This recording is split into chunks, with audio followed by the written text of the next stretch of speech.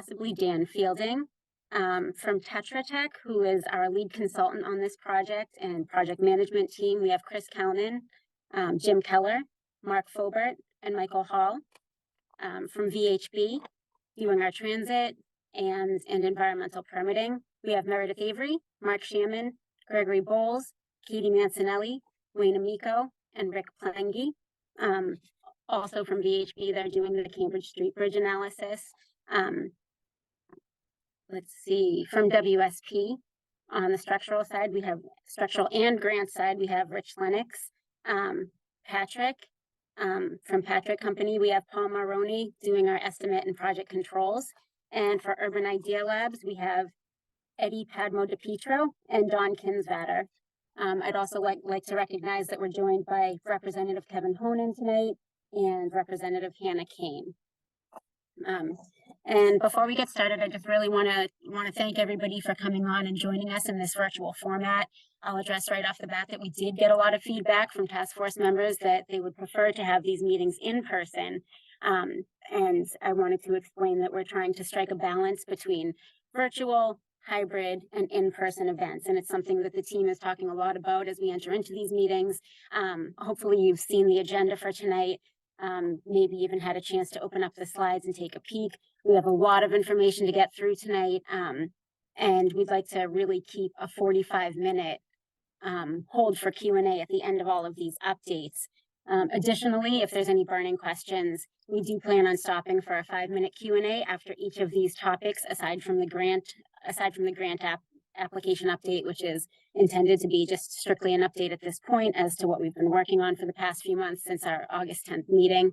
But after the Cambridge Street Bridge, the Franklin Street Pedestrian Bridge, the South Side Buffer Path, the Central Transportation Planning Staff Modeling, and the Lincoln Street Noise Barriers, we will do a quick 5-minute Q&A, and we'd really like to try to keep it to that 5 minutes so that we have a maximum amount of time at the end. But Leah or Jim, could you advance the next slide, please? So, like I said, the last time that this task force met as a whole group was on August 10th. This USDOT mega grant application was submitted shortly thereafter on August 21st. This is part of the Multimodal Project Discretionary Grants program.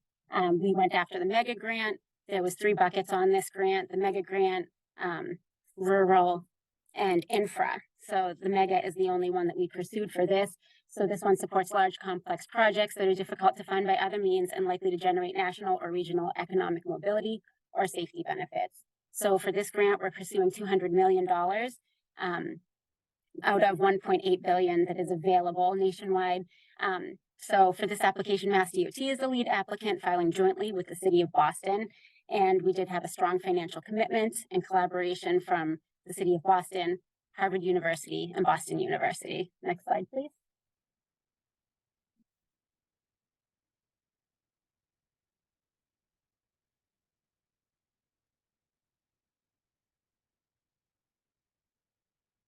Okay.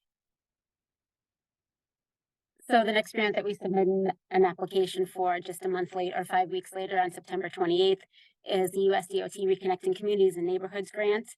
So this RCN grant combines 2 major discretionary grants, sharing common characteristics: prioritizing disadvantaged communities, reconnecting communities by removing facilities which create barriers, and fostering equitable development and restoration. So the 2 buckets on this one, and we did pursue both buckets under capital construction, is for Reconnecting Communities pilot and the neighborhoods access and equity.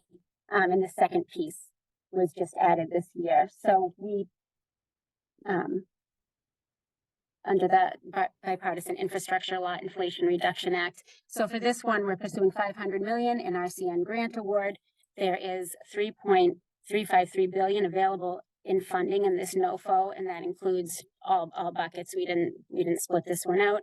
And again, Mass DOT is lead applicant with the City of Boston, and again, that same strong financial commitment and finance plan with the City of Boston, Harvard University, and Boston University. Both of these applications are pre-decisional with USDOT currently, and we expect to hear in likely Q1 of the next 2024 calendar year.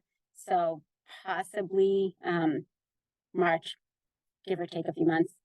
So next slide, please. So for this next topic, the Cambridge Street Bridge, we did have a Cambridge Street Bridge design charrette on, I believe it was September 28th. And thank you to all of you who came out in person. It was an in-person only event. We thought the session was really collaborative with a lot of good discussion. We do intend to have a follow-up Cambridge Street Bridge site walk, which our structural engineer with VHB, Katie Mancinelli, is going to go into the details of that design charrette. And so next slide, please, and I'll pass it along to Katie Mancinelli. Thanks, Susan. Hi, this is Katie Mancinelli. I'm the project manager for the Cambridge Street Rehab project, and I want to echo Susan saying thank you so much for all the great participation we had on the design charrette from 9/28, and got to see a lot of you in person. It was great. For those who weren't able to make it, I wanted to do a very quick overview of what we discussed at length at the design charrette. So we started out and we discussed some of the pros and cons of a full bridge replacement compared to the rehab. And we kept coming back to that topic back and forth throughout the discussion, but we did get into a lot of detail on the design details of Cambridge Street Rehab. And these are the topics that we discussed. We talked about the median fence, and we have an opportunity to remove that. We did talk about 3 options for a 2-way cycle track on the westbound sidewalk. One that would terminate at the Franklin Street pedestrian bridge, and then 2 options that would terminate at the Lincoln Street ramp. One that had the 2-way cycle track against the fence, and one that had it against the curb line. We did talk at length about how we got to the mid-block crossing location that we did, and how the hawk signal, the bridge capacity, the ADA accessible grades, the desire lines, and signal proximity all went into that decision-making process. We did also talk about the decision-making process for the Lincoln Street switchback ramp and how we came to where we were with grade requirements. There's a gas line easement there, and the desire to retain the mature trees that are existing at that ramp. We also touched on the clear width and overall width for the south side buffer path with a rehab option, and we touched on the complexity and volume of utilities at each approach. Next slide. So what we heard from you was a lot of great information at the design charrette. What I've listed here is are some of the questions and concerns and comments we got multiple times from various people. We have everyone's concerns and questions written down, but to some here, these were the things we heard multiple times. So something we heard from everyone was your desire and concern for accessibility of all users. We also heard that safety is a big concern, as it is for Mass DOT. We did hear the desire to have a continuous bike connections across the bridge. Something that we saw on the sticky notes that we had at the meeting were questions about whether or not eastbound Cambridge Street can be made a single lane between Harvard and Linden. We also were asked to confirm the 18'6" railroad clearance requirements. We heard from a lot of different vantages, concerns with the mixing zone conflict points. And we also heard that there's a desire to reduce the median width and basically take that area and put it to the users on the sidewalk. Next slide.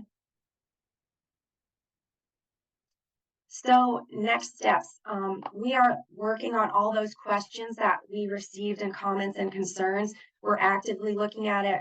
We're talking to Mass DOT and district about all these concerns. We have coming up a site walk on December 7th from 2 to 4 p.m. where we kind of want to talk about these things a little bit more. We are working on developing a concept level highway, rail, and bridge profiles for a potential replacement alternative, which was one of the questions we also received at the task force, at the design charrette on 928. Along with that, we're developing concept level costs for a replacement alternative. And again, evaluating the questions and comments from that we received on the charrette. That would go, those comments and questions are valid for either a rehab or a replacement option. So we're also working on developing a Cambridge Street Bridge comparative analysis. And this is comparing the replacement and the rehab options.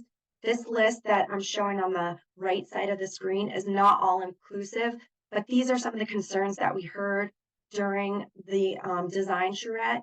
And we're trying to use that as a jumping off point to explore this further. And that's basically all I had. So I'm going to hand it over to Leah so she can moderate the questions. Thank you. Thank you, Katie. So it is 6:48 right now. We're going to take 5 minutes of questions. So if you have any quick questions that you want us to answer, please, again, hit that react button.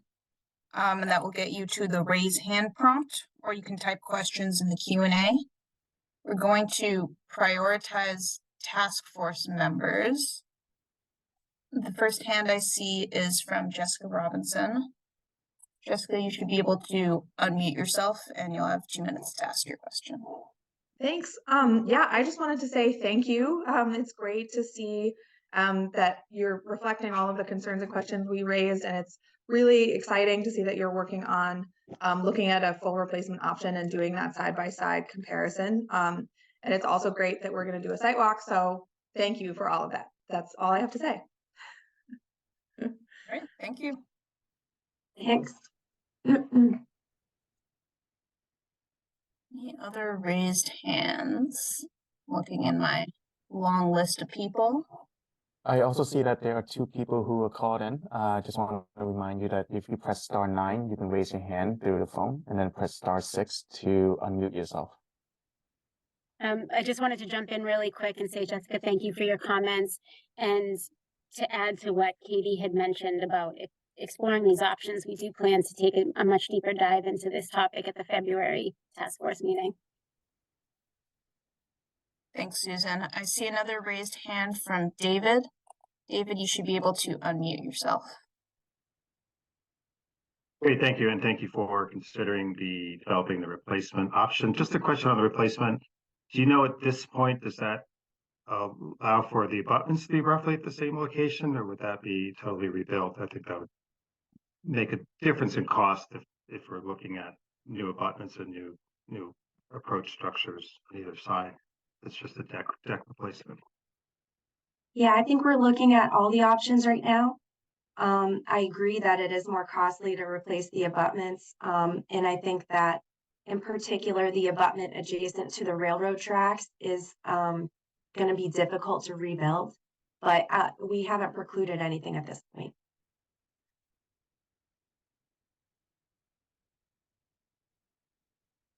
All right. Thank you, Katie. David, if you're all set, yep, you lowered your hand. Looking about for other hands, and while I do that, I did get a chat question by accident from Harry Madison, who said, "Thank you for suggesting a Cambridge Street site visit. Please note that Cambridge Street is loud and a hard place to have group discussions where everyone can hear and participate." So thank you, Harry, for that comment. Oh, he also asked, at the site visit, will there be some place inside to sit down at the same session?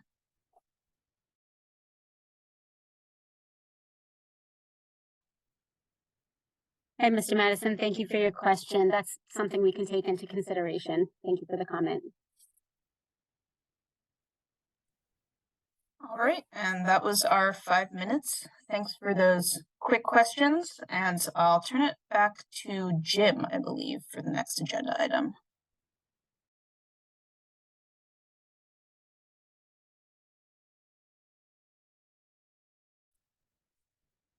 Good evening, everyone. We just had to unmute here. Just going to give a quick Franklin Street pedestrian bridge update, a little less detailed than the Cambridge Street bridge update. similar to the to the design charrette that was held on September 28th. We kind of got into this a little bit. We focused a little bit on the U-turn option, and Eddie and Don from Urban Idea Labs have been working on advancing some of that since to try to widen that pinch point. But just a little bit of the background is we've always had the access ramp, the spiral ramp version, and now the U-turn. We've since, before the design charrette on September 28th, we met also with the Arcan family, the property owner, to kind of go through the latest developments on that U-turn, and then presented those to the task force. And for those who weren't present at the task force meeting, we'll touch a little bit on the options here tonight. Eddie will probably be doing most of the speaking and discussion on those, but I'll also jump in as necessary. So I'm going to hand it over to Eddie. Thank you, Jim.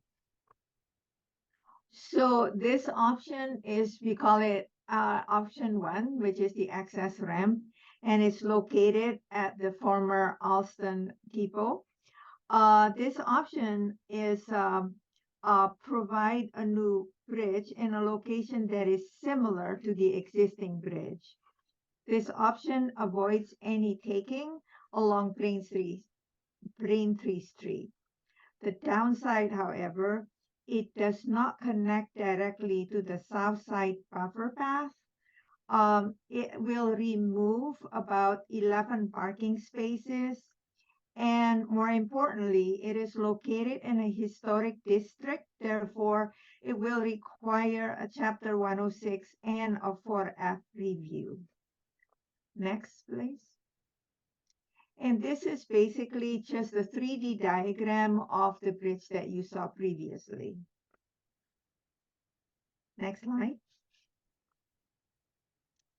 Yes, this option has the most direct connection to Franklin Street, on Franklin Street. The actual location, unfortunately, must be shifted a little bit from the Franklin Street axis because underneath Franklin Street is a massive utility bank on the right of way. The neighborhood lacks open spaces, and as shown here, the spiral ramp provides an opportunity to establish an open space. It can create an urban park, so we really like that feature. The width of the ramp itself is about 12 feet clear, but we're not that worried about it because of the ramp and stairs combination. So the stairs basically would siphon off most of the pedestrians, and the spiral ramp, which is very gentle slope, is a 1 in 20. So it's not really a ramp, it's more like an inclined sidewalk. It's going to be used mostly for bicycles and people who need to use the ramp. And the bridge structure is cable stay. And so this allows for the thinness of the bridge decking. So the height of the bridge will be as low as possible. So that makes the ramp as short as possible. And so we were able to make this ramp just turn and directly connect to the buffer path, which is, we're very proud of that. It took a lot of doing to jiggle that. And you can see here how the ramp, the gentle ramp is creating an urban space, an urban open space. Yes, thank you. Next. So we were tasked to explore an option that would avoid any taking, including the Ace Ticket building. So we introduced a third option, which is the U-turn. And last month, we piggybacked on the charrette that was happening. And we presented our U-turn option, and we received a lot of feedback.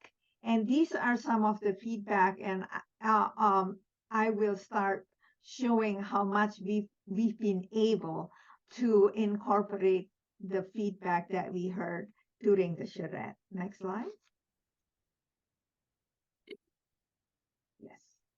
So this was the option that was presented. The walkway here is located all along the track, so you can see we're not taking any private property. And we try to make the slope as gentle as possible. And unless it's absolutely necessary, we are not using any ramp. But because of it, we have to go through a pinch point that is so narrow that is only 10 feet wide. Yes. Next slide. And this pinch point happened, just very quickly. This pinch point happened because we need to stay as far away as possible from the railroad track, because the area in where the pinch point is where it starts to slope down. Next slide. Yes, this is really stunning to show how close it is to the Brain Street's residential development that is already being built. So everything is very tight. And it really abuts just way too close to the 35 Brain Street. Next slide. Again, here it's just showing you like how tight everything is between how much we have to make sure we clear the train and clearing the track and abutting very closely to the building. Next slide. Yes, so this is the updated plan. In here, as was asked, we were able to add stairs along Lincoln Street on the north side, and we are going to still working on trying to find stair location on the south side along the parallel to Braintree Street.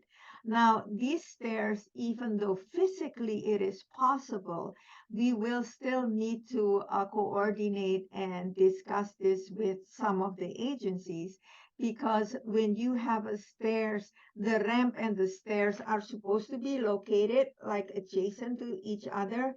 And obviously there's no room to do that here. So I would say that this is still very much an ongoing process.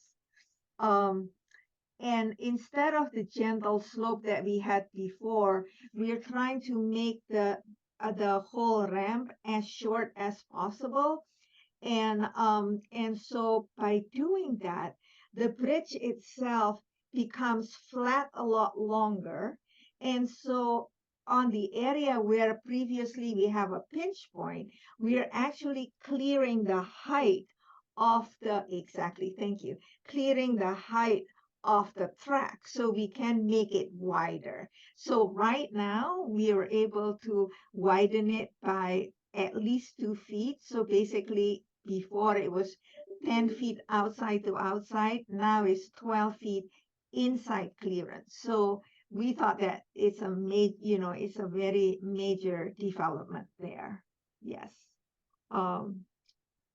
Next, please. Oh, that's it.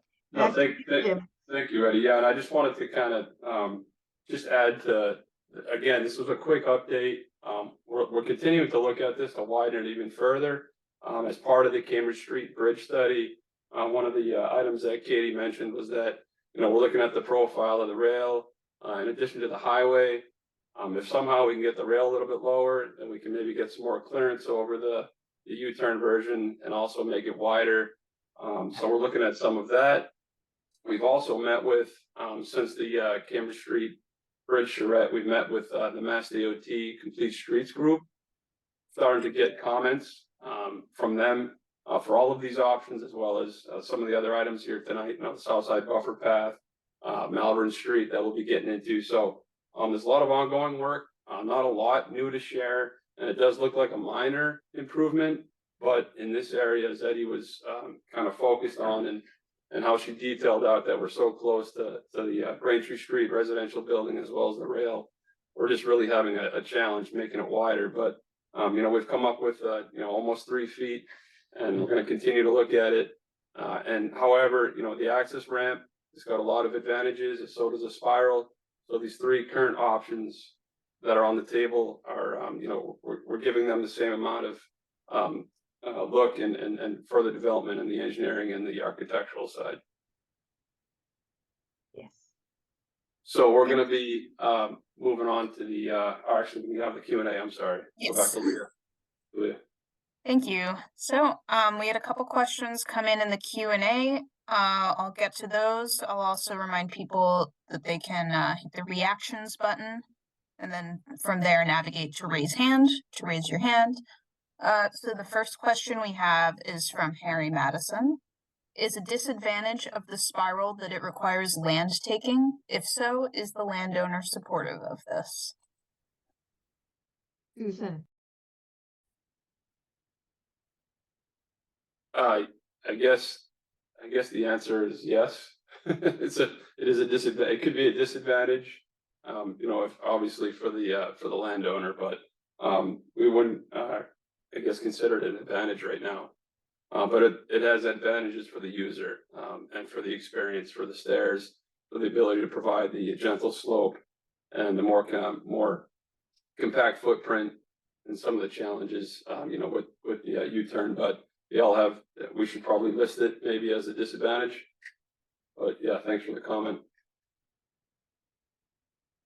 And I think the second, oh, sorry, Lee. Oh, The second part of that question being if the landowner was supportive of that, we are in communications with the Arcan family, and we'll continue to communicate with them as we move forward with any of these 3 options.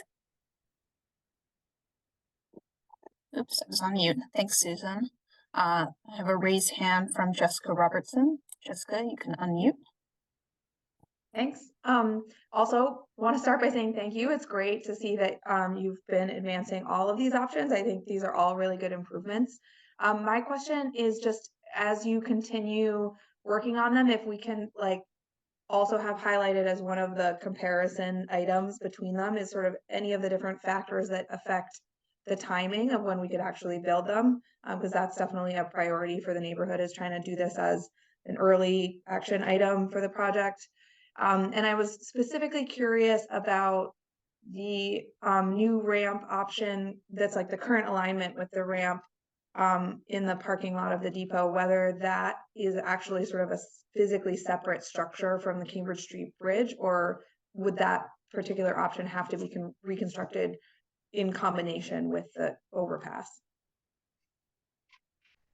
So that, Jessica, is a separate structure as we're currently showing it. However, with a replacement option, it would be worth taking a look at, whether that would be integrated or not. But right now, it's a separate structure. Thank and you. if I may add, one of the reason it is a separate structure is because the slope are not like fused. They're like in a different slope. But Yeah, in the current configuration, Eddie. Yeah. yes, the current configuration, exactly. Yes, exactly. Yeah. Thank you. All right. Thank you both. I'm going to read another question from Harry. Thank you for developing a design for the U-turn. Would you consider a variation of the U-turn that adds the straight line direct connection across the pike that the spiral has, but with stairs up to this connection instead of the spiral ramp?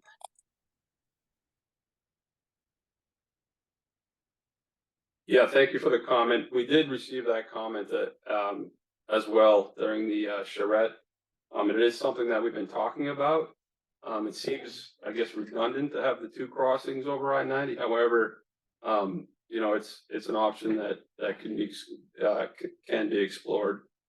So, just something to think about. Obviously in this concept development phase, we don't want to really say no to anything that has merit. So, we appreciate the comment again, and we'll think about that and discuss it with DOT. All right, and then the last raised hand before we go back to the presentation is from Glenn Berkowitz. Glenn, you should be able to unmute yourself.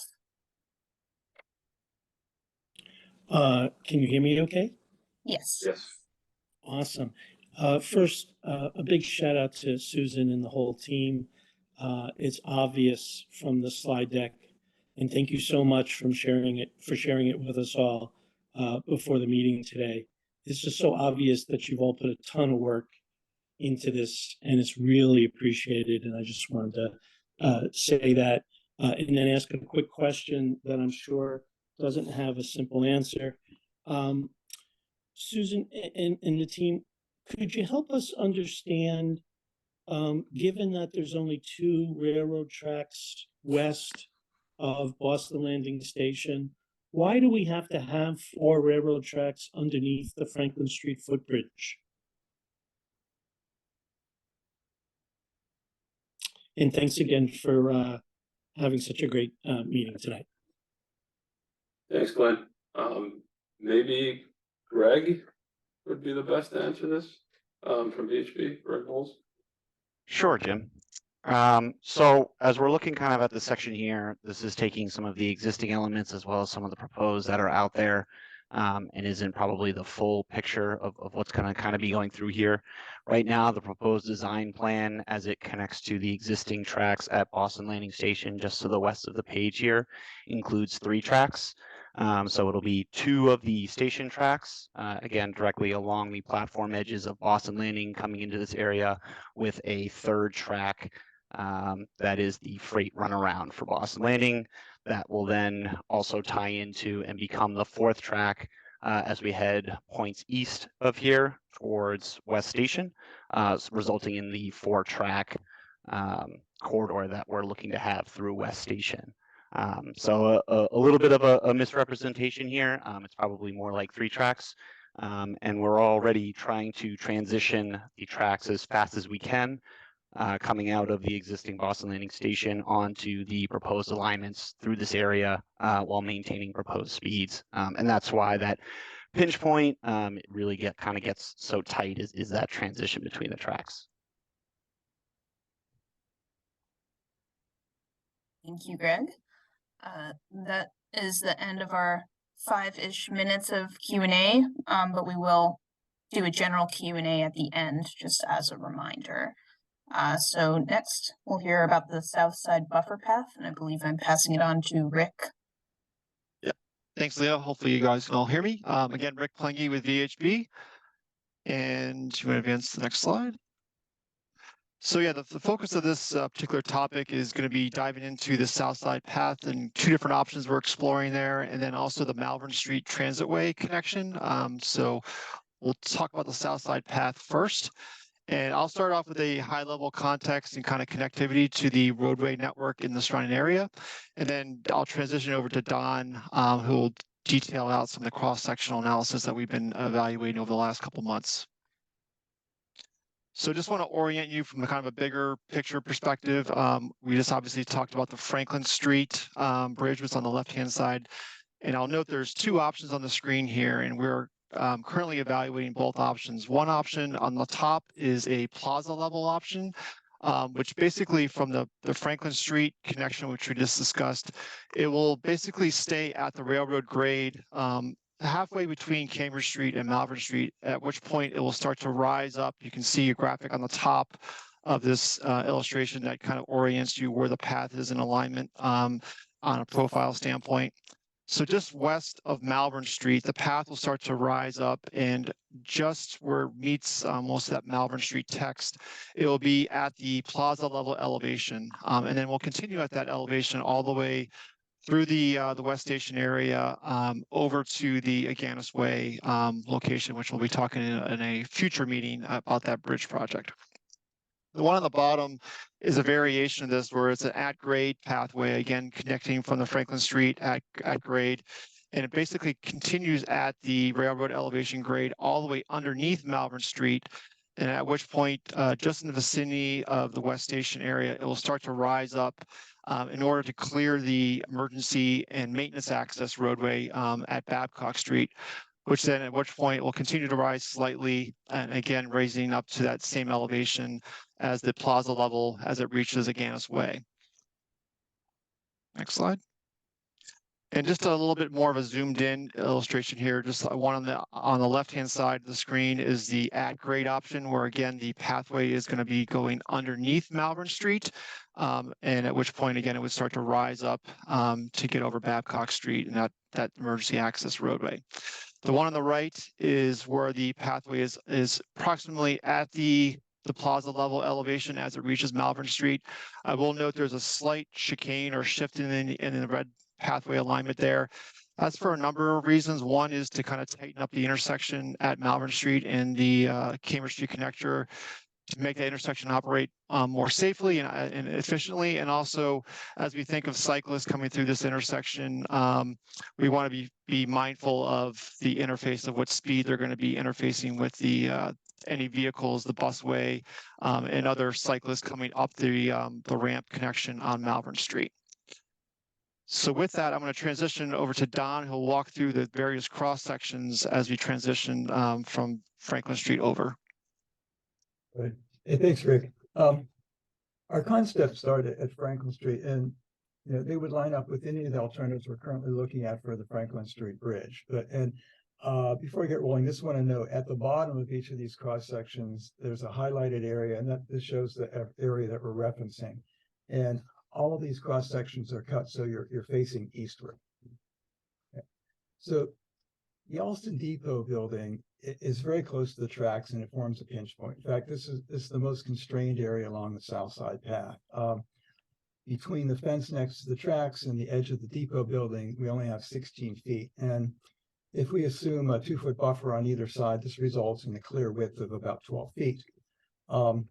Now, the portion of the building closest to the track is the former platform, which is been enclosed and provides seating in the restaurant. So also to note, the building's a historic structure, which means any modifications to the building would be problematic. So both the at-grade and elevated options are really identical at this location. As we start to move eastward, our next cross section is taking at Cambridge Street. Now here, it widens out. We have like 20 feet available between the fence and the bridge abutment, and that leaves us with a 16-foot clear width. And this is the width we'd like to maintain wherever feasible. As we continue moving eastward, the next segment of the path shows the at-grade concept and the elevated side by side, and we can see the elevated path, which is on the right, is starting to rise. The available space widens out to 28 feet for roughly about a quarter of a mile.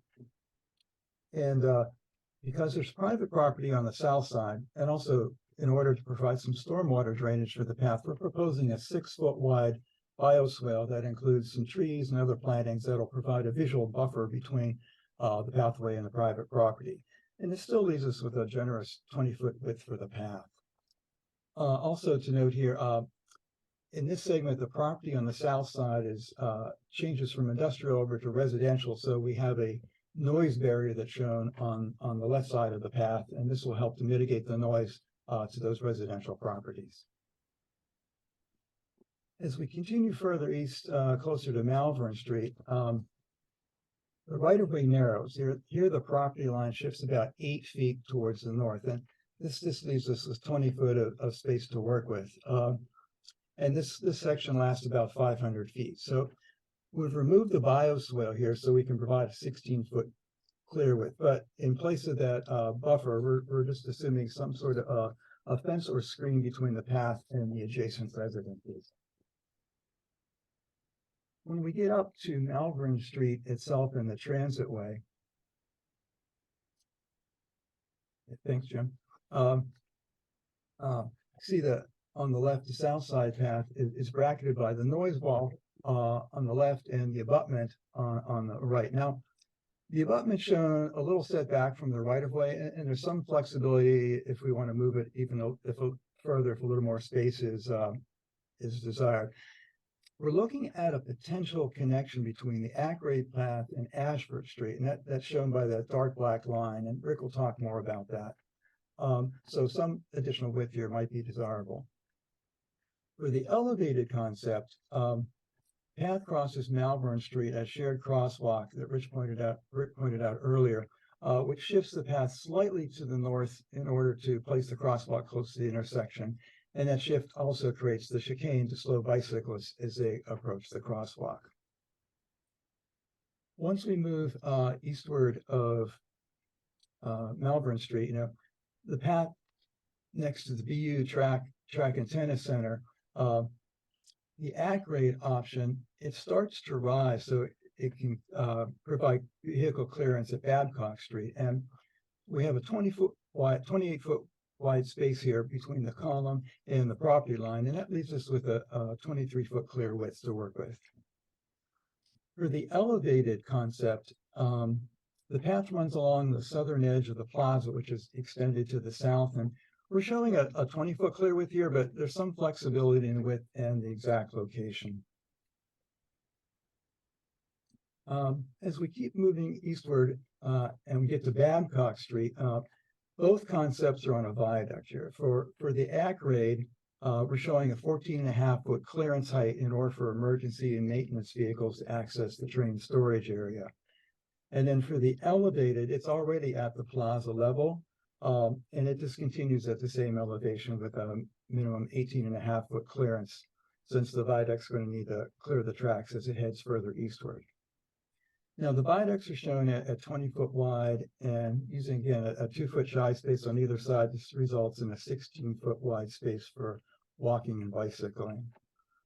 Once we go beyond Babcock Street, the options converge as they head towards Aganis Way, but they maintain that 20 foot width and the 18.5 foot clearance. And with that, I'm going to turn it back over to Rick to talk a little bit more about Malvern Street.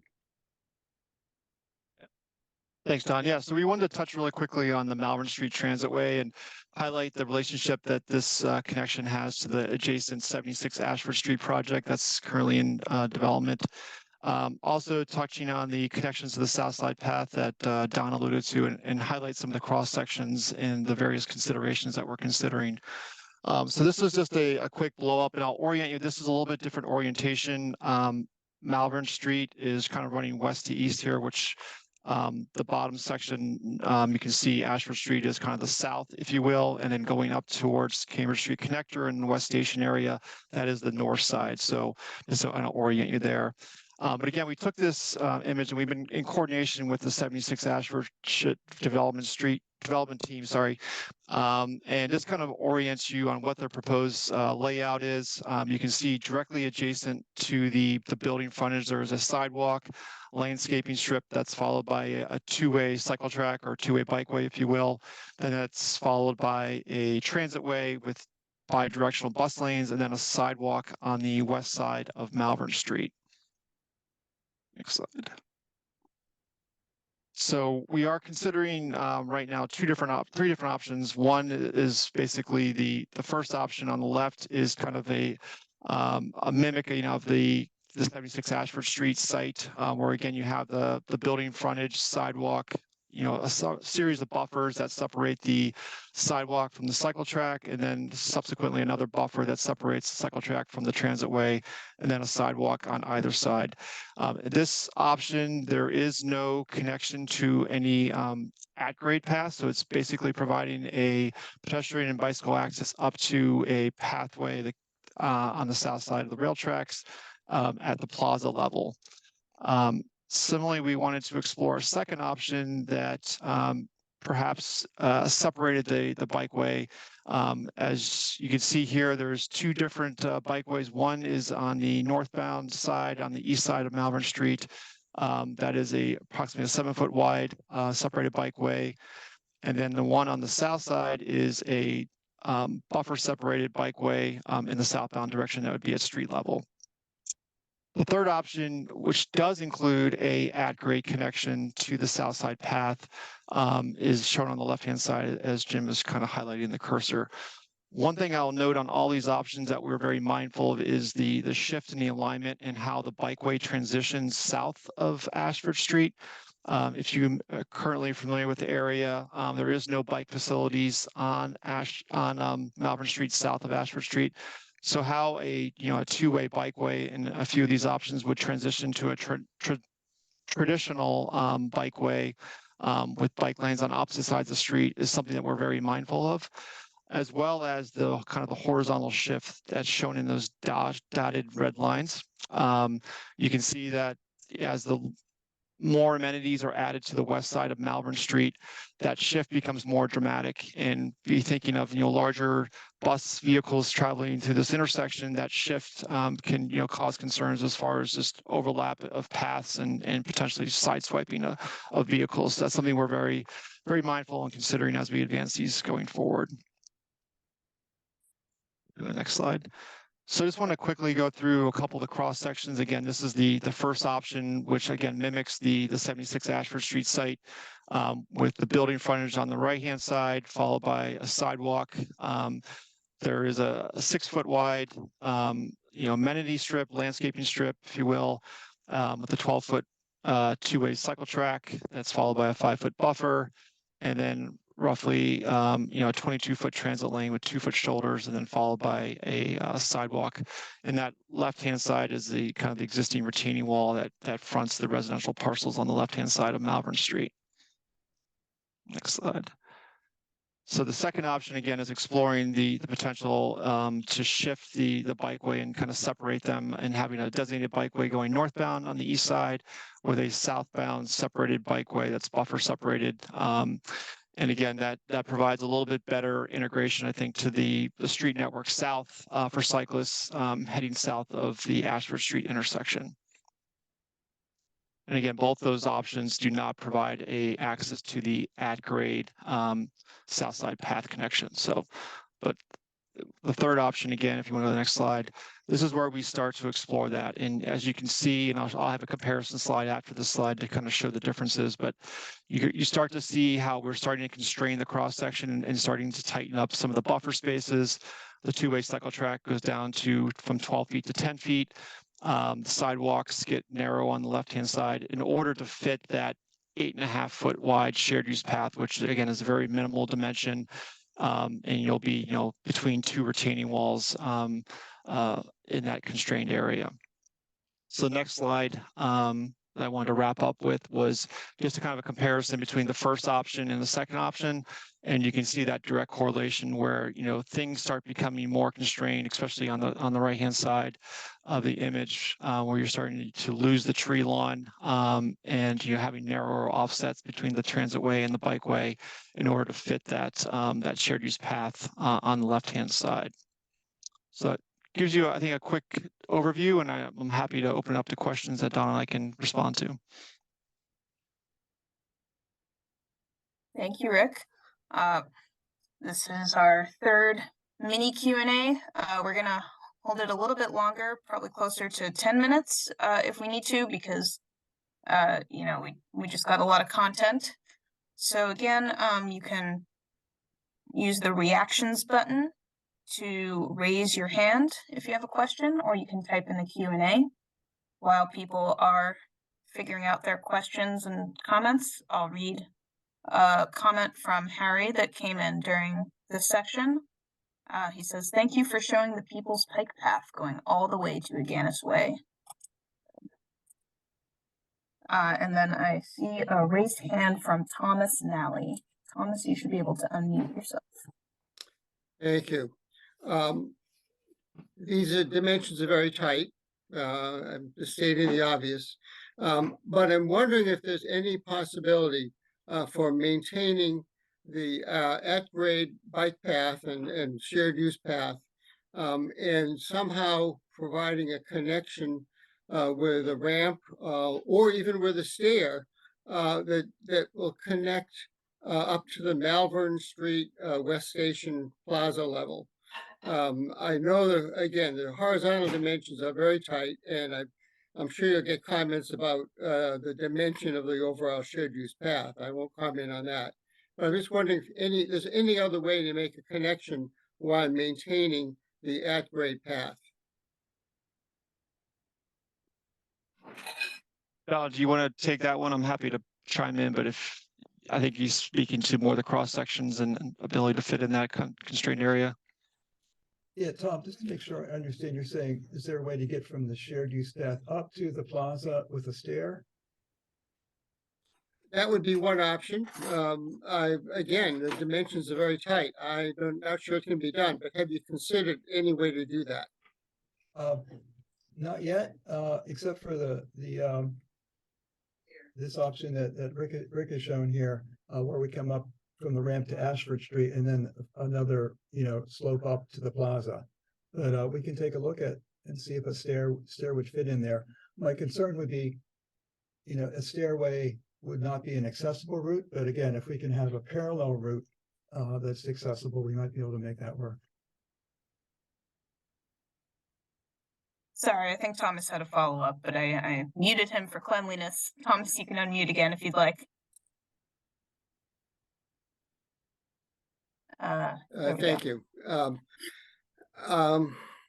It is very tight, and I recognize I may be asking for the impossible, but it'd be good to just see some studies to see whether or not that's at all possible to get ideally both a ramp and a stair. And if you can't get a stair, maybe just a ramp will suffice, but I'd like to see that studied. All right, thank you. The next raised hand we have is from David Lutzenheiser. Sorry, David, you can unmute yourself. Yeah, thanks for this presentation. Having been on the community path extension a number of times now, I'm generally more in favor, based on what I've seen today, of the elevated option. Being in a trench is not as fun. It's better than no path for sure. But based on my experience in the community path, I'd personally like to see the elevated option expanded. It also provides obviously the direct access to the station. Malvern Street is a busway, so that the traffic would not be that heavy if it's just for buses. So the crossings would not be, to me, an issue. I also just in general prefer to see any bike infrastructure at the sidewalk level in new construction as opposed to in the street. So I just want to sort of call that out as a preference. Yeah, that's what I wanted to say. Thank you. Thanks, David. Thank you. The next raised hand is from Galen. Look, Galen, you can unmute yourself.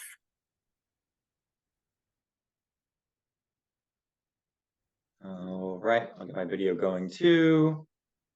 Thanks. I just want to first say thanks for all of the details that you're showing here on both the buffer path, also affectionately known as the People's Pike, and this Malvern Street busway connection transit sidewalk. We have been dreaming of this for a while, and it's wonderful to see that this is possible, and not only possible, but it is practical and does fit both the guidelines that you're seeking at MassDOT in terms of wide enough pathways to accommodate all this heavy traffic. David was basically jumping the gun and answering my comment, but I do echo that raised connection is a better option in my opinion. I've lived on Ashford Street for several years, and I know that it's not exactly the we'll say it's it can be seedy. And I think by bringing the pathway up to an elevated level, you are offering a new vantage point for the neighborhood. You're literally giving it a view of the city of Boston and of whatever Beacon Yards will turn into. Presenting that development to the populace, I think, is a thing to consider here, besides just the transportation connections. This will also be a retail area, a shopping center, an opportunity to transfer onto buses and get on blue bikes and other things. So I think the idea of having it be an interconnected, multimodal, intermodal zone does lend itself to having the raised pathway connect up to the plaza level in the first place. I also want to mention that just further inbound or downstream here, that the Aganis Way is pretty much at that same grade. So even if you were on a flat pathway at grade, you would have to be rising up regardless if you were going to go eastbound. So I do think that this sets up a more sweeping plaza-like connection to the Aganis connector if that gets designed in conjunction with this as well. So with all those statements, I think this is one I want to applaud you for having the details and the wherewithal to kind of pull it all together and present us both options. So thanks for that. Thanks, Caleb. Thank you. Let that one go a little long since I don't see any more raised hands in the queue, but we can take a little bit more time if anyone else has any questions. While I'm waiting for any more last minute questions, we could go back to we got another comment from Harry about the last section that I'll read while we're waiting to see if any other questions come in. That comment says, thank you for agreeing to consider a direct footbridge connection in the U-turn. It's not redundant to have direct footbridge connection if it makes it much faster to walk from one side to the other, and it lets the ramp design prioritize wheeled users instead of the ramp needing to be a jack of all trades. Thank you for that commentary.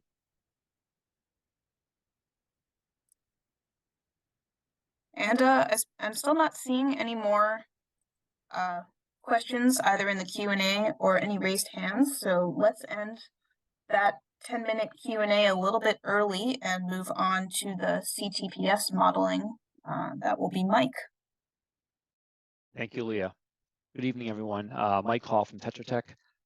Just a brief update on the CTPS modeling process. And in particular, we wanted to highlight tonight some changes in that modeling process and assumptions since the 2017 DEIR. I think first and foremost is a change in the design year. We will be looking at a 2050 design year rather than 2040, which was presented in the DEIR and other previous documents.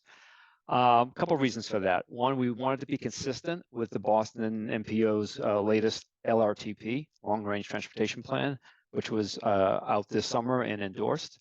And that's a 2050 planning horizon. And also to be in compliance with FHWA guidelines for a minimum 20-year planning horizons for major infrastructure projects. When we filed the 2017 DEIR, 2040 was more than 20 years away. We are now in 2023. 2040 is no longer 20 years out.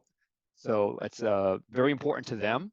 They made it clear to us. So so that fed into our decision, the DOT's decision, I should say, to go to 2050 design year. We also going to be changing the modeling software, a completely new package. And also the package we're going to be using is CTPS's latest and greatest travel demand model that they used for the 2050 LRTP. They refer to it as travel demand model 23. That's the year it was developed. So as we go forward in this process and give you updates on the modeling process, you'll see us sometimes talk about TDM 23. That's what we're referring to, that software package. Next slide, please, Jim. Also changes from the DEIR in the number of modeling and analysis scenarios that we'll be looking at. In our August task force meeting, we shared with you 3 build alternatives that we'll be analyzing. The 3L realignment option, the 3L modified option, and the 3-bridge option. And we'll share those plans, refresh your memory with those plans in a moment. So we will be doing some modeling support those as well as an analysis. In addition, we will be doing a 2050 no build alternative, which we are required to do by NEPA and NEPA guidelines. We will also this time be modeling a 2050 build infrastructure, so with the highway improvements and the transit improvements with the no build land use assumptions. We did actually do this in the 2017 draft DIR, and there was some specialized transportation outputs from that particular modeling scenario that fed into our economic analysis by economic subconsultant. So we will be doing that again. What is different from the draft DIR is we're actually going to take the more traditional data from the CTPS modeling effort for this particular scenario and do traffic analysis of it and transit analysis. And that will allow us to quantify the direct effects of the project, such as travel time benefits, ridership shifts, air quality improvements that get lost or skewed sometimes when we also change the amount of land use modeled in the true build condition when we have build infrastructure and build land use with the additional land use proposed at the Beacon Park Yard. In terms of the opening year analysis, we did do that for the draft EIR.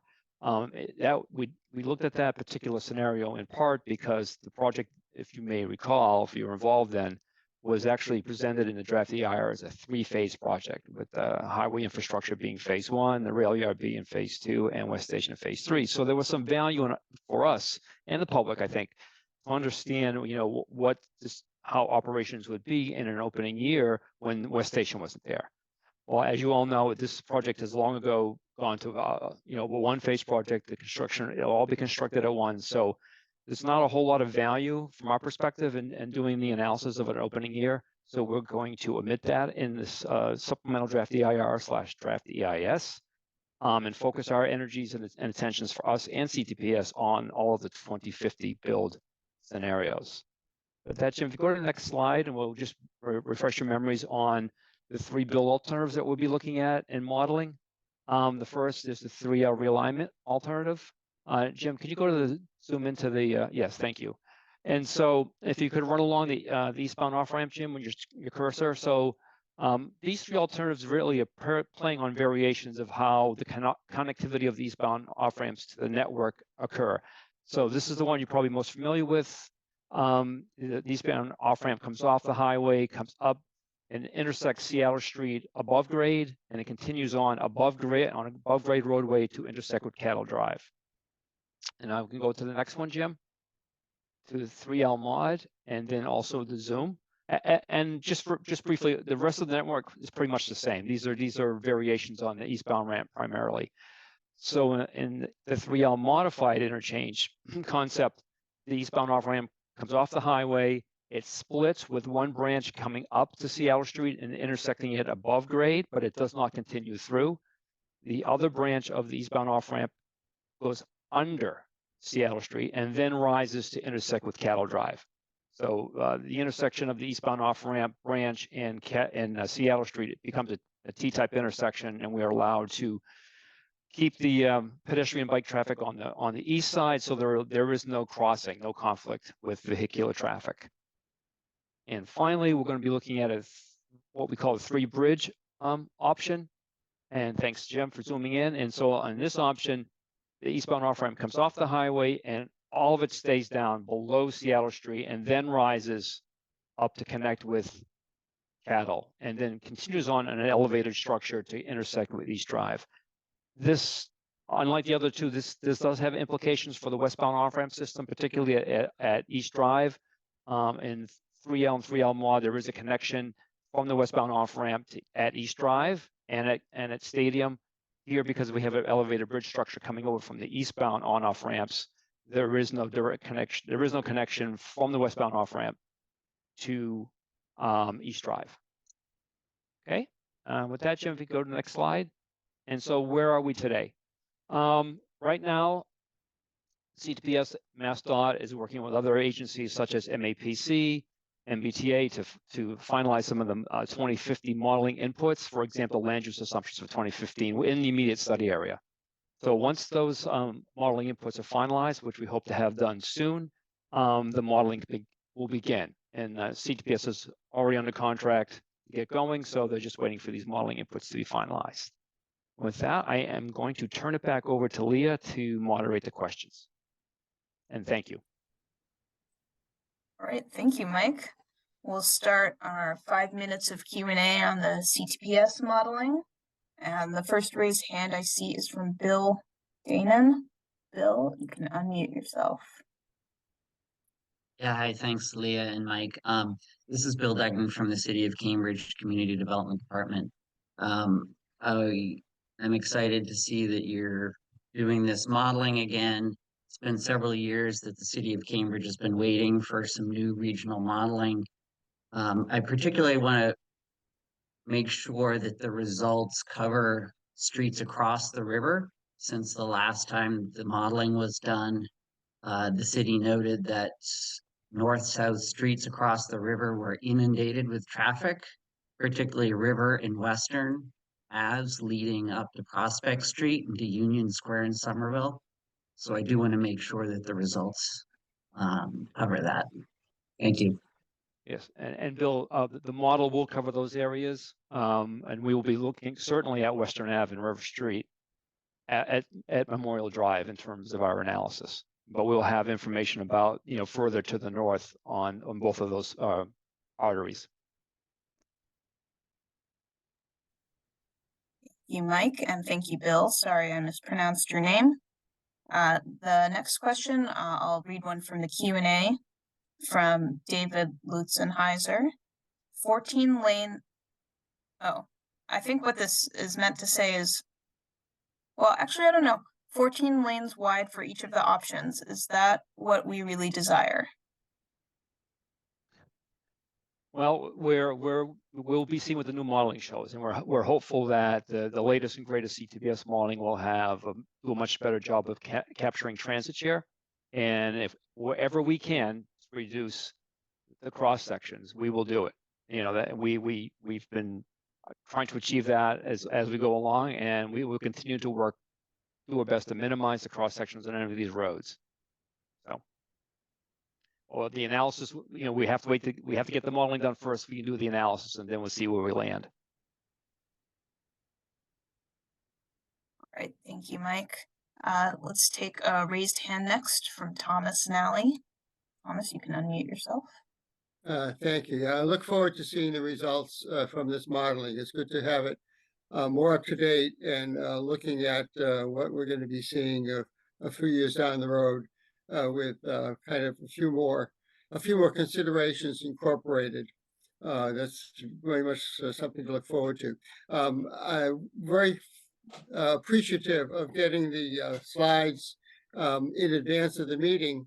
What was not included, and which I hope will be distributed to us, are the 3 slides of the 3L, the 3L modified, and the 3 bridge concepts.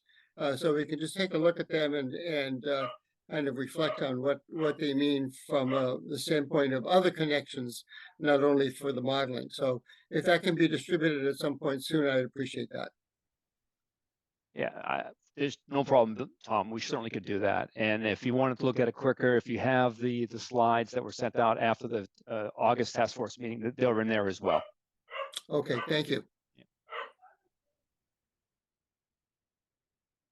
All right, and I'll take another from the Q&A from Albert. Can you explain the purpose of the 2050 build infrastructure / no build development scenario? Right. So, that is a desire to look at the direct effects of the project. This is going to be a combined state and federal document, and in the NEPA process, understanding the direct effects of the project, the infrastructure project, are important. When we in the past modeling we've done, we've changed the infrastructure, the highway and the transit services, right, with the West Station and everything that goes along with it. And we changed the land use that we're modeling, right, in the Beacon Park Yard. In the no-build condition, there's no development within the Beacon Park Yard. It's all north of Cambridge Street. So if you think of it as an equation, we're changing 2 variables in an equation. We're not isolating the true benefits of the transportation element of the project. By doing this analysis, we are able to separate out the benefits in terms of travel time, ridership, et cetera, without those benefits necessarily being diluted by an extra 3-4 million square feet of development in the Beacon Park Yard. However, it's important for everyone to know that the design will be predicated on the volumes that include that development of Beacon Park Yard, because we know they're coming, right? So it's just an interim step that our actually economic sub-consultant needs, and it allows us in a federal setting to document the direct effects versus the indirect effects of the project, and the project being a MassDOT transportation project. Thanks, Mike. That has been 5 minutes, and I see we have a couple more questions left. Let's get a quick answer from Susan, maybe. Susan, would you like to stay on these questions, or we can save them for the general Q&A? Yeah, we have, it looks like 2 other hands raised. I think that would be fine. It looks like we're doing okay for time. I agree. All right, so let's go to another question. Brendan Kearney from Walk Boston, you can unmute yourself. Great, thanks. This is Brennan Carney from Walk, Massachusetts. Just similar to David's comment, there hasn't been much of a focus yet on the massive size of the adjacent intersections that are being proposed yet. It looks like about 6 of those intersections look much like Mass Ave and Melnia Cass Boulevard, which is the most dangerous intersection for people walking, biking, and driving in the city of Boston. Those would certainly be a major concern for us. And I know that is kind of putting the cart before the horse here, but I think that there is definitely some concern with the size of those surface intersections.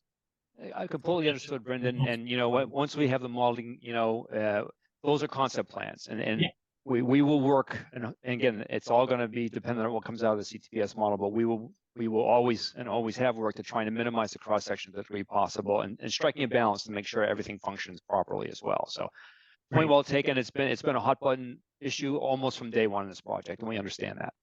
Great, I appreciate that. Thanks a lot. You're welcome. Thank you. The next raised hand is from Jessica Robertson. Jessica, you can unmute yourself. Thanks. So first of all, it's great that you guys are redoing this. It has been a long time and a lot has changed since the model was last run. I just wanted to flag a couple issues that everyone had with the last model run in hopes that we can do it better this time. First, the state has ambitious mode shift goals and climate goals and all of these things that were not really reflected in the base model last time. There was the traffic projections were just an ever increasing amount of vehicle trips, at some constant rate forever into the future, which is directly counter to state policy. So I hope at the very least we can have one scenario of the model run that is actually in line with state policies. And then in a related point, the ridership at West Station when the original model was done showed something ridiculous like 100 trips a day. And so I have no idea what could possibly have come up with those crazy low numbers, but I hope we fixed whatever that problem is so that we will see something that's a little bit more believable in terms of ridership at West Station. And then finally, the other really important piece here is MAPC did a whole study on the West Station area a few years ago and found that the parking policy, sort of like the parking ratio for the development in Beacon Yards had a huge impact on the number of vehicle trips to and from Beacon Yards. And so I would hope that we can either, consult with the city about what the expected parking ratios they are looking to use, and or include like a high parking and a low parking scenario so we can understand the impact of that as well. Yeah. Thanks, Jessica. On your last point in particular, that feeds into what we're looking at right now on the screen, the 2050 modeling input assumptions, including in the sort of the parking falls under the ratios falling in the umbrella of the land use assumptions. But I can tell you that, the DOT, CTPS, MAPC, the city of Boston, and Harvard, the property owner, are all involved in, getting these land use assumptions correct. So this is pretty critical because all of the outputs will flow from these inputs. So we want to get going and want to get this done quickly, but we also want to be careful, make sure we get this right, so we don't get, what, could be construed as erroneous modeling results, garbage in, garbage out, right? So, thank you. Oh, let's unmute you again, Jessica, for a follow-up.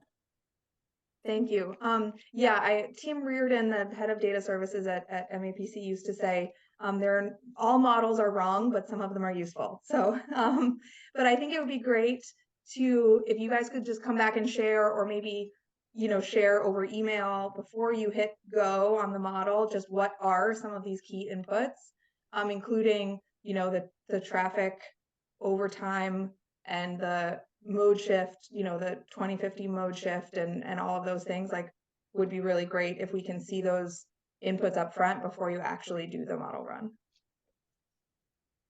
Okay. Well, certainly we'll talk with DOT about that, and maybe at some point have CTPS come in and explain the whole modeling process, right? And maybe that may clear up some things, Jessica. Yeah, I think we got that presentation 5 or 6 or however many years ago.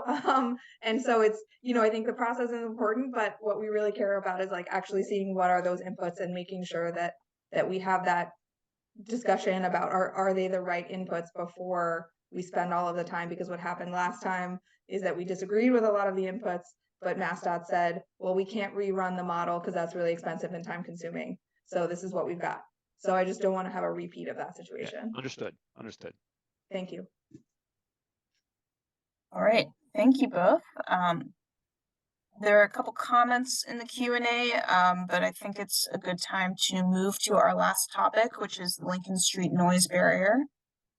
We have a general Q&A after this last topic where we'll be able to address any questions that we didn't get to in these little mini Q&As. So with that, I'll hand it off to Mark. Okay, good evening, everyone. Hope you can all hear me. I am Mark Shamon from VHB, and I'm going to spend just a few minutes to update you about the Lincoln Street Type 2 noise barriers. I know we're approaching 8 o'clock, and as Leah said, we want to leave some more time for Q&A, so I'll try to get through this pretty quickly. So many of you will recall from the August task force meeting that MassDOT is exploring how to proceed with the Type 2 noise barriers. MassDOT hasn't yet secured the funds, but really seeking to do so. They understand the urgency and the importance of this to the community, and so they've asked us to come in and provide a little bit more detail, and that's what I'll do tonight. To give you a little more insight regarding kind of a unique project step associated with noise barrier design processes, whenever a noise study has found that wall construction is reasonable and cost effective, MassDOT will hold a public information meeting in the impacted neighborhood to discuss the proposed wall specifically. So this is something that will come up as we go forward here. The meeting usually occurs sometime around the 25% design milestone. During the meeting, MassDOT will present its noise study findings and proposed solutions and give neighbors the opportunity to ask questions and provide their input regarding the wall. After the meeting, MassDOT will conduct a survey of the benefited receptors. The receptors are generally people who are living in the area within 500 feet of the proposed wall. The receptors could be property owners, or they could be renters. And the survey itself is completed by mail sometime after that meeting. MassDOT will build the proposed noise barrier if at least 2/3, that's 67%, of the weighted total number of residential votes are in favor of it. So the votes are weighted based on where the receptor lives and their status as either an owner or a renter. So if you're very close to the wall and you own a property, you'll get a heavily weighted vote, like 5 times the vote of somebody who's a renter and lives 500 feet away from the property. So again, the people who are most impacted and benefited get the highest weighting in the votes. So again, that weighting is based on the proximity of the wall's receptor status, and both owners and renters get the opportunity to vote. With 67% gained, the noise barrier goes into final design and then on to construction. Next slide. So here's a little more detail about the walls themselves. Keep in mind the data is based on some older traffic estimates. Mike mentioned before that there is going to be a new model. As we get new traffic volumes, the design dimensions here may change a little bit. It's not going to change in a big picture way, but some of the heights and lengths could change just a little bit based on what we find from the new modeling. So location 1 shown here would extend a noise barrier wall from Market Street on the left side to a point beyond Antwerp Street in front of the public storage property. Overall, this wall would be about 1,700 feet long, with a height of about 18 feet high, and that's measured from the elevation of I90. We do try to put the walls as close to the noise source as possible. So, but we do also have to allow for the fact that there's a guardrail, and we want to provide space for maintenance of whatever's going on from a vegetation point of view behind the guardrail and snow storage and all that. So typically these walls are about offset about 10 feet from the edge of the roadway. The wall will benefit the typical neighbor in this impacted area by an average of almost 7 decibels. And as you can see here, the closest receptor, or the one with the greatest benefit, is at 54 Lincoln Street. That'll receive an almost 10 decibel reduction in noise. Overall, this noise barrier will benefit 82 receptors. Next slide. So location 2 includes a 1,200-foot long wall by 18-foot high barrier. Again, this is subject to some potential change based on the CTPS volumes, but this is located between Everett Street and Franklin Street. The neighbors protected by this barrier will also experience a substantial noise reduction, with an average reduction of just over 7 decibels in this case. One final note, and it goes back to what was shown on the first slide, although I didn't talk about it. There is a possibility that this segment of the wall could be created in 2 phases. The segment to the east of Eric Road would need to be compatible with the Franklin Street Bridge. So as that Franklin Street Bridge is designed, we'll want to see how it gets incorporated with the noise barrier. And it could be part of the structure, it could be separate, but until we know what that structure is, we may have to delay the construction of the wall in this area. But nonetheless, even if it is built in 2 segments, there is a substantial benefit to be gained by putting even the partial noise barrier from Everett Street up to Eric Road, and getting the rest of that benefit when it's built, if it's built in the second phase with the ramp to the Franklin Street Bridge. And with that, I'm going to turn it back to Leah for additional Q&A. Thank you, Mark. As this is our, official Q&A, not a mini Q&A, I actually want to start off by asking, I know there's some public officials and staff in our audience, if anyone wants to make any comments at the beginning of this Q&A. And I see Representative Honan has his hand up, so you should be able to unmute yourself. Thank you very much. I want to thank you all for the extraordinary amount of work you've done on this, for considering the opinions of the residents of the neighborhood, the abutters who have been so thoughtful on this project for so long, on the recent presentation pertaining to sound barriers. Many years ago, I was working with Harry Madison on trying to get sound barriers. At the time, it was oftentimes this area runner-up because people at DOT would say that the traffic would be slowing down around here because of the toll booths. But now with no toll booths, obviously cars fly through the area. So we came in second to Newton one time because Newton, they were saying the cars were going through there at a faster rate and were noisier. But when they would approach Allston, they would be slowing down. I think it's great that there'd be, the neighborhood residents would have an opportunity to vote on whether they wanted. I think it would be a good idea to do it. I think the beautification of the barrier is critically important. Green space perhaps along it, so we don't have a canyon effect along Lincoln Street. So it'd be very important how the barrier would be designed when people would be voting on this, I would suspect. And again, I want to thank you for all the work that's gone into this, and the prioritization of the Franklin Street Bridge has been something the neighborhood has been very supportive of, making it an early action item. So thank you for the wonderful presentation, and thank you for listening to all the concerns of the abutters. Appreciate it. Thanks very much, Representative. I'll also acknowledge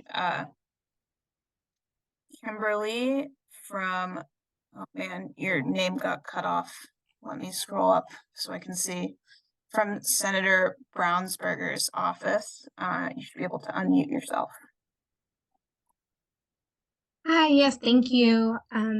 Yes, I'm from Senator Brownsberger's office, and really want to echo the thanks for the work that went into this meeting, but also I want to thank all of the dedicated constituents or residents who are continuing to be a part of this process and have been for so long, and continuing to offer great feedback. So just thanks for everyone. I think this has been a great meeting, and I'm really glad to see some updated plans, and yeah, glad to be with you all tonight and hear your ideas, and we're here to be helpful in any way possible. So glad to be able to be a part of the process. Thank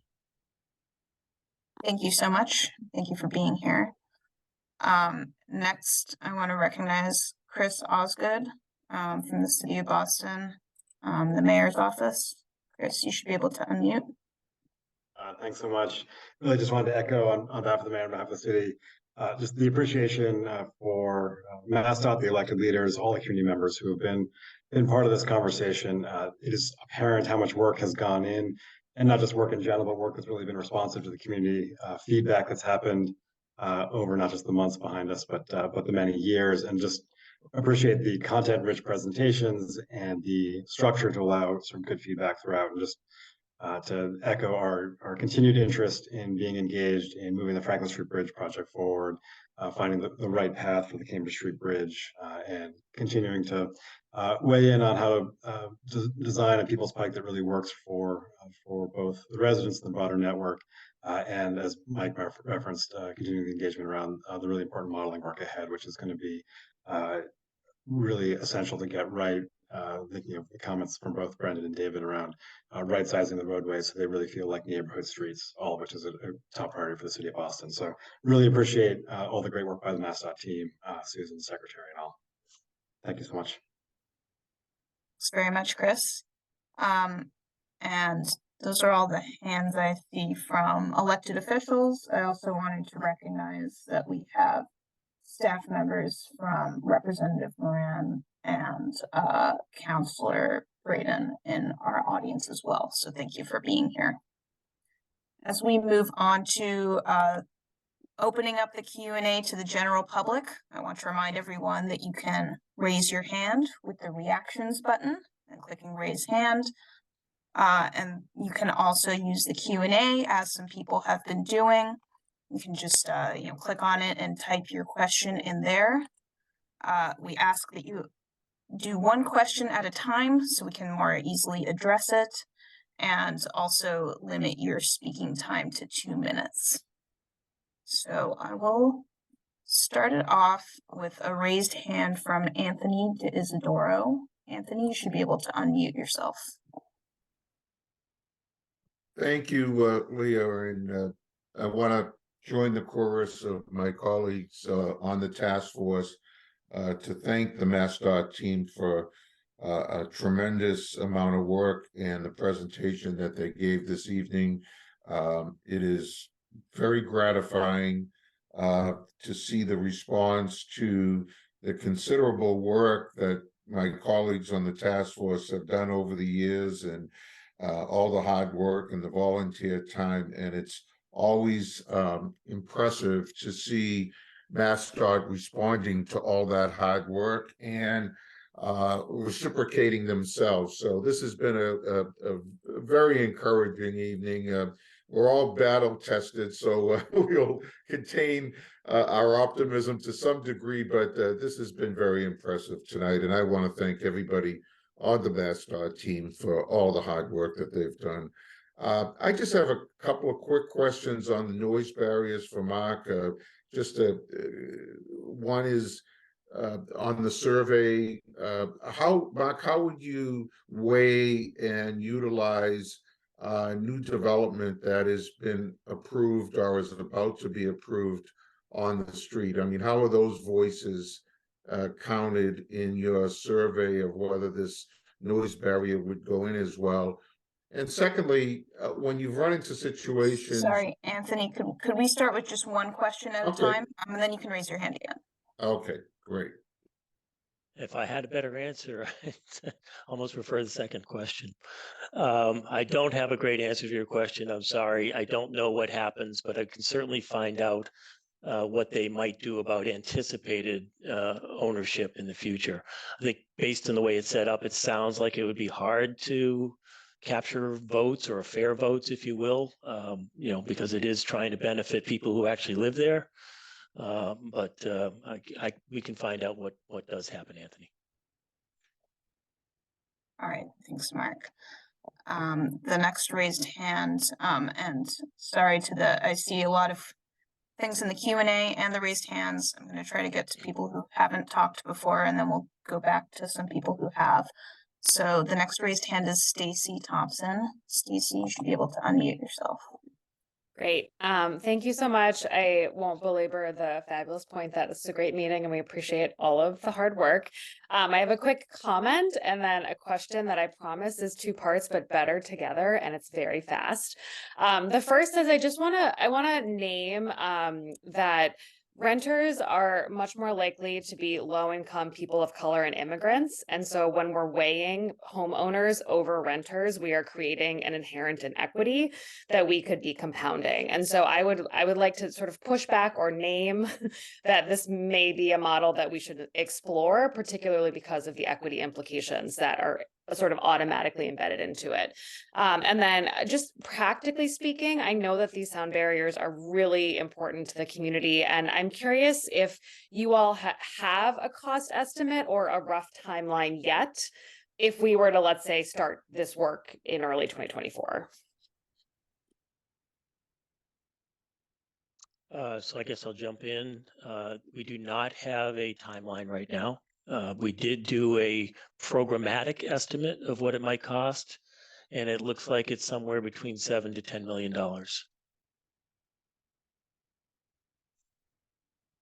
Thank you, Mark. Hung, do you want to take some Q&A, and then we'll go back to raised hands, just so everyone gets a equal chance? Sure. One of the questions I got here from Christian Mignot is, what are Mass DOT's assumptions for baseline VMT growth and future model share when it does these models? Both Boston and Cambridge have ambiguous targets for mode shift. Will Mass DOT honor those in these modeling?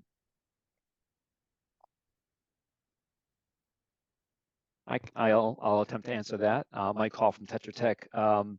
The way the modeling process works is there aren't preset parameters that are put in by DOT. The inputs that influence mode share, traffic growth, everything are the land uses, the infrastructure, the transit service provided, and the CTPS model actually forecasts, the changes in the future. The next comment we have here is from Harry Addison. Basically, he shared a link to the street blog that summarizes the state government spending on aligning our net zero mandate for 2050 and climate resilience priority. So thank you for that comment. And then moving down, I see there is a question from Leela Hiller.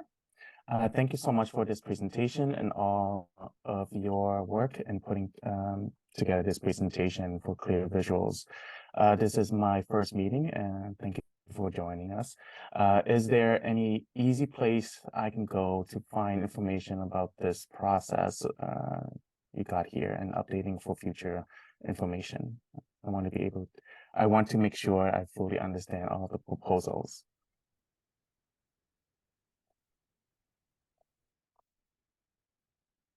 It looks like in the next Q&A comments, Brendan supplied the MassDOT webpage.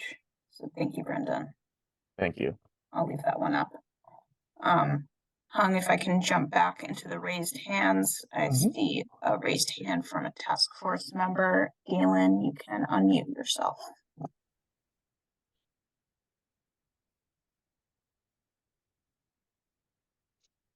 Excellent. Thanks, Leah. Quick question about the buffer wall on Lincoln Street. Is that at all being incorporated in with what is envisioned to be a pathway along the right of way along the DOT turnpike? I know that there was conversation around that being a joint project. And for those of you unfamiliar, there's a dream, but a very real possibility of connecting a multi-use pathway all the way from Market Street along the I-90 corridor to basically where we're talking about the Franklin Street footbridge. And that would also then further westbound connect up to the Leo Birmingham redesign that the DCR is going to connect, which would then go all the way to the Charles River Pathway Network. So I guess my question maybe is for Mark and the team. Are you looking at maybe integrating this pathway network into the the noise barrier conversation? If not, can we? How can we help that process along, realizing that I know it's kind of like an additional project, but just want to make sure that that's being incorporated in with all of the way that we're pitching the benefits of a potential wall and barrier here. Sure. So I'm vaguely familiar with the idea of building that path that you discussed. I think Chris Osgood has brought it up in a meeting or so.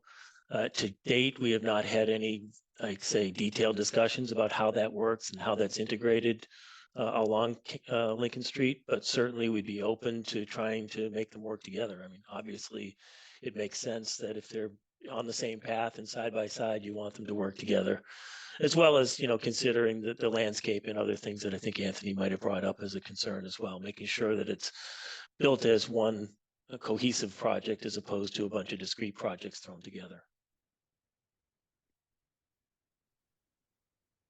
Thank you.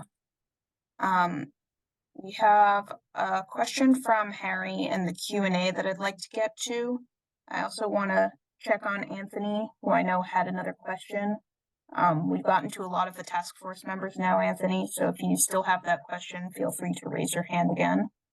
In the meantime, I'll let you take some Q&A. Yay, I feel useful now. Harry did mention that he is very thankful in advancing that sound barriers. He did note that making the space on Lincoln Street for protected bicycling is a priority for the city of Boston and residents in the Allston, Brighton, and beyond. A 10-foot offset between the noise wall and I-90 breakdown lane puts this in jeopardy and needs to be reconsidered. And more generally, the design and construction of noise barriers should be coordinated with these improvements to make Lincoln Street a safe cycling route. Thank you for that comment. And then I also want to note that Brendan added more information for Leah question. Thank you. It looks like Anthony has raised his hand again. Anthony, you should be able to unmute yourself. Thanks, Lee. I appreciate that. Now, this is another quick question from Mark on the sound barriers. Just with sitting here thinking to myself, that corridor also is being transformed into more residential than commercial. And some of the comments you've heard prior to Lincoln Street was really designed not really for pedestrians and cyclists and what have you. So that is a key challenge for the city and the Commonwealth to change that and make it a complete street situation. But my question is, where there are commercial applications, from your experience, has MassDOT been receptive to possible mitigation if there turns out to be some signage issues that may result, based on the height of the barrier, with local small business people? So again, I have to confess, I don't have a good answer for that question. The noise barriers that I've been involved in the past have not been around commercial areas as this is. So I haven't really seen that problem firsthand. Thank you, Mark. The next raised hand we have is from Jessica. You can unmute yourself. Thanks. So I think Fred is not able to be here tonight, and so I will ask the question that I think he would have asked if he were here. which is to follow up on one of the points that he was making from our Cambridge Street and Franklin Street charrette back in September, which is specifically that there are some elements of the rail yard design in terms of the express track and the height of the rail at different points along the project area that have an impact on the Cambridge Street design.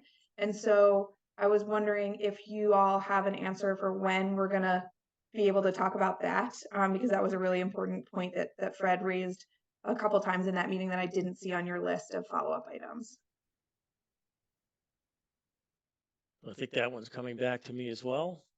We have had discussions actually in the last 2 and 3 weeks with folks inside the MBTA, right from the GM's office, the chief operating officer, and the head of commuter rail. They have talked about in terms of the vertical clearance. They stated, first of all, that the statutory requirement, as I think I reported before, is 22 feet 6 inches for any sort of vertical clearance on a bridge in this area. But they would be, and for anything less than that, we would have to go to DPU for a waiver. The MBTA said that they would not take exception to the idea of reducing it to 18.6, but that's as far as they're comfortable going for 2 reasons. Number one, the electrification, and even if there is something that's battery technology, that won't happen all the way through. They're very concerned about the pantographs that'll be sitting on top of the trains. And if you're talking about a pantograph on top of these double-decker trains, you're up close to 18 feet, 17 and a half, 18 feet. So they're uncomfortable going less than that 18 and a half feet. Beyond that, the express track, they are still holding steady on that. They've talked about their concerns about degrading service if every train had to go through West Station, and particularly now that there's an initiative to include East-West Rail and having people coming from Springfield all the way through, 9 trips a day are being considered. They're really concerned about trying to jam everything through the station area. So I think that express track, as we stand here right now, is still a very strong part of the project. Thank you, Mark. I want to get to Seth Gadboy from CLF, who's, oh, never mind. Seth just put their hand down. So I'll go back to the Q&A with Hung. Oh, Seth put his hands up again. Would you like to get to him? Great. All right. Seth, you should be able to unmute yourself. Yeah, sorry about that. I preemptively did it because I heard my name. Seth Gadboys from Conservation Law Foundation. I want to echo 2 things. One, the resounding thanks for this presentation, from August, and the design charrette in September, and this, looking forward to continuing to participate. And then the second echo is what Stacy Thompson just said a minute ago. One of my concerns upon hearing the criteria for scoring the voting for Lincoln Street noise barriers was exactly what she said about the Massachusetts defined EJ communities that would be impacted by such a kind of distinction, or could be impacted. So I would encourage, there needs to be some kind of assessment of who's actually living over there, distinctions versus residents and homeowners. And, residents can live there certainly for a long time in one place and just never be able to have a home. I did hear, or own a home, I should say.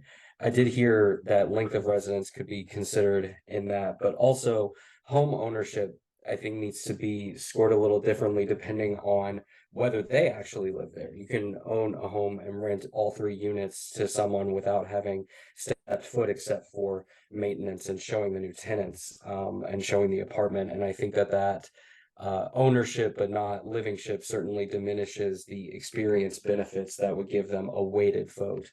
So just adding some comments to that that Stacy provided earlier. Thanks. Great. I'll shift over to the Q&A. Kristen Minil made a comment in response to Harry's the 2050 what was it, net zero model, and he noted that the GWSA law, Clean Energy and Climate Plan for 2030 requires gross reduction in statewide VMT. So any model that assumes more traffic in the future is inconsistent with the state's climate law. So thank you for that note. And then Glenn Berkowitz said that to Susan and the whole Mass DOT team, best task force slide deck ever. So thanks so much for the presentation. And then Chris Osgood said that the city is very happy to work with the project team and the community on how to advance both the noise barriers and improved bike facilities on Lincoln Street. So thank you so much for those comments. And that's all I have. I'm going to leave Brendan's Q&A comments up there so that anyone that need more information can go to that link. Sounds good. And yeah, we do have a little bit of time left. If anyone has any last minute Q&A, I'll just do a quick reminder that a survey will pop up after you exit this meeting about your virtual experience. We appreciate you filling that out. It helps us make these better. And you can, react, hit the reactions button and raise your hand that way, or you can type in the Q&A. I also think we have some people on the phone. If you're on the phone, it's *9 to raise your hand, and then *6 to unmute if anyone's been looking for ways to comment on the phone. Hopefully not. All right. Well, I'm not seeing anything pop up. So, Susan, I know you have some reminders of next steps, so I'll let you go through those. Great, thanks, Leah. Thank you, everyone, and thank you again for joining this meeting tonight virtually. Just a few quick notes on upcoming meetings. Katie Mancinelli had mentioned a site walk for Cambridge Street scheduled for 12/7/23 from 2 to 4 p.m. And we did hear some other comments as to how we could elevate that meeting. Future task force meetings, we have agreed to quarterly meetings.